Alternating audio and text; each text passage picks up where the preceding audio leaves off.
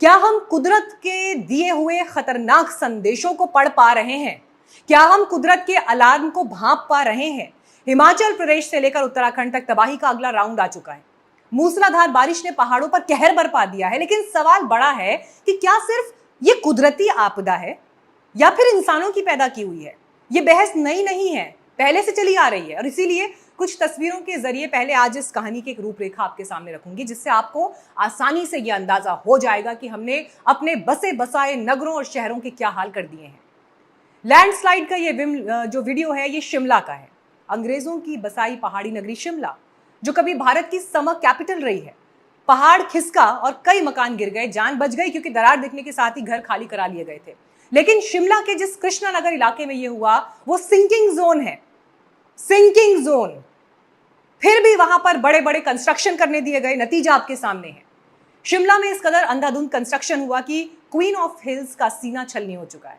अब ये पहाड़ वक्त वक्त पर दरक कर अपनी पीड़ा बता रहे हैं। ये जो शिमला के समर हिल्स में शिव मंदिर के ऊपर भयानक लैंडस्लाइड हुआ और कई लोग मारे गए, ये भी इसी का नतीजा है। पेड़ गायब हो रहे हैं, मिट्टी और चट्टानों को फिर थामेगा कौन?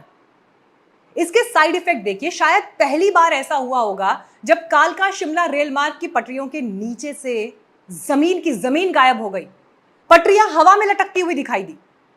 शिमला को अंग्रेजों ने 19वीं सदी में मात्र 20 से 25 हजार आबादी के लिए बसाया था, लेकिन आज यहां की आबादी करीब 2 लाख के आसपास है। तो अंदाजा लगा लीजिए कि शिमला की पहाड़ियों को किस कदर खोदा गया होगा, कैसे छलनी किया गया होगा। यहां के देवदार के घने जंगलों की कैसी शामत आई होगी।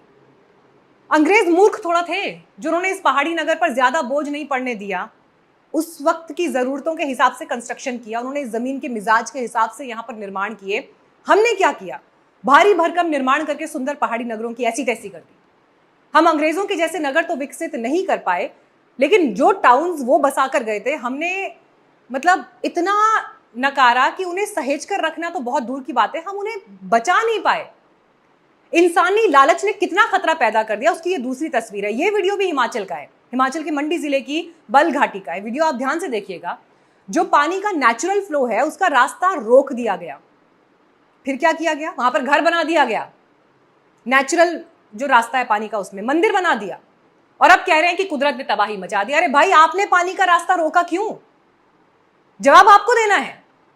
अब जरा एक और वीडियो आप देखिए। ये हिमाचल के बैजनाथ का वीडियो है। नदी का जो प्राकृतिक इलाका था, वहां पर इंसानों ने अतिक्रमण कर लिया। आपने वहां पर टेंट गाड़ दिए, कमर्शियल एक्टिविटीज शुरू कर दी, पैसा छापने लगे। अब दिन पर दिन नदी अपने वेग पर आई और पल भर में आपके सारे तंबू उखाड़ दिए। आप जान बचाने के लिए मारे मारे फिर रहे हो। एक और वीडियो देखिए। मंडी के हटगढ़ स्कूल के पास नदी उफनते हुए आई। स्कूल नदी के मुहाने पर बना हुआ है। क्या होगा फिर उसका? और हिमाचल से ऐसे बहुत से वीडियोज है जो सामने आ रहे हैं। उत्तराखंड का ये हाल है, जिस पर एक वीडियो मैंने अभी कुछ ही दिन पहले बनाया भी है।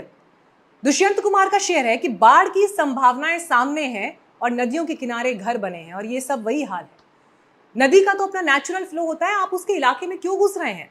और जब अतिक्रमण का गुनाह कर ही चुके हो तो फिर त्राहिमाम किस बात का मचा रहे हो?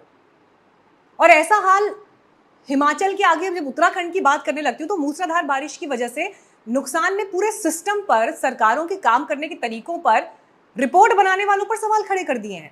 देहरादून का वीडियो है, जहां के माल देवता इलाके में नदी किनारे एक प्राइवेट कॉलेज की बिल्डिंग ताश के पत्तों की तरह ढह गई। जरा सोचिए, आम आदमी को घर का नक्शा पास करवाने में पसीने छूट जाते हैं, लेकिन वही रसूखदार लोगों को नदी नालों के इर्द गिर्द बहुमंजिला इमारतें और रिजॉर्ट बनाने की अनुमति कैसे मिल जाती है? ये सवाल है। या कहीं ऐसा तो नहीं कि अनुमति की अब जरूरत भी नहीं पड़ती, जहां मन वहां बना लो? क्या आप भी ये कहेंगे कि ये कुदरत का कहर है? नहीं हुजूर, ये कुदरत का कहर नहीं है, ये इंसानों की इजाद की हुई आपदाएं हैं। आज भी मान लीजिए, शायद आगे का राह आसान हो जाए।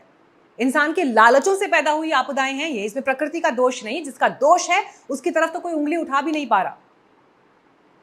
हमारे उत्तराखंड के जन कवि गिरीश तिवारी गिरदा हुए हैं, कह गए थे, महल चौबारे बह जाएंगे, खाली रौखड़ रह जाएंगे, बूंद बूंद को तरसोगे, बोल व्यापारी तब क्या होगा? सोचिए, क्या अब वक्त आ गया है कि आपको शिमला और उत्तराखंड के हिस्सों को अब किसी नई जगह पर बसाना पड़ेगा? तो ये वो सवाल है जिन्हें आज प्रश्नकाल में हमने जगह दी, लेकिन इस मुद्दे पर आप भी अपने फीडबैक जरूर दीजिएगा। आपके फीडबैक मेरे लिए बहुत इंपॉर्टेंट है। लाइक, शेयर, कमेंट्स के जरिए उत्साह बढ़ाइएगा। चैनल को ज्वाइन करिए। आर्थिक रूप से भी आप हमें सहयोग कर सकते हैं ताकि हम इसी ईमानदारी और निष्ठा के साथ अपने काम को आगे बढ़ा सकें। और फेसबुक पर अगर आप ये कंटेंट देख रहे हैं तो फेसबुक में स्टार्स देकर भी आप मेरा और मेरी टीम का हौसला बढ़ा सकते हैं। और बाकी लोगों के साथ भी इस वीडियो को आप शेयर करिएगा। बहुत धन्यवाद।